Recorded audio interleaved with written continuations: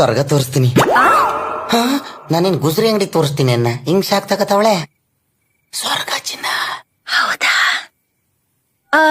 ಮತ್ತೆ ಆ ಸ್ವರ್ಗದಲ್ಲಿ ಹೊಟ್ಟೆ ಹಶ್ವಾದ್ರೆ ಏನ್ ಮಾಡೋದು?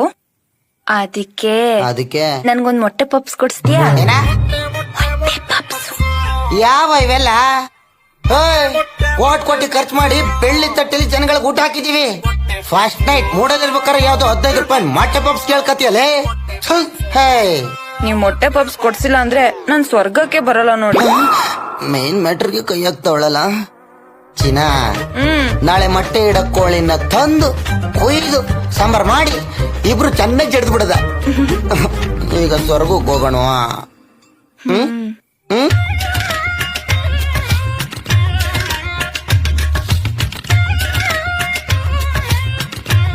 ರೀ, ರಾತ್ರಿ ನೀವ್ ನನಗ್ ಮೋಸ ಮಾಡಿದೀರಾ.